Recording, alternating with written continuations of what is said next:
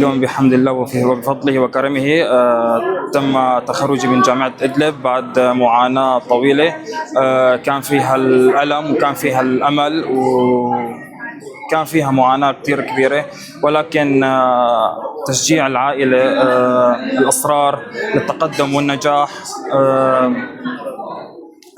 الهدف. لما يكون عندك هدف تقدر انت توصل، والحمد لله اليوم وصلت، وان شاء الله هاي بداية الطريق وليس نهاية الطريق ان شاء الله. الحمد لله رب العالمين، اليوم تخرجنا بفضل الله، وان شاء الله هذا النجاح والتخرج بداية لتحسين وخدمة المجتمع وتطويره ان شاء الله. أتقدم بجزيل الشكر إلى عائلتي الكريمة التي كانت لي سندا وعونا، وأتقدم بجزيل الشكر إلى خالي الغالي أبو هادي لحضوره الكريم.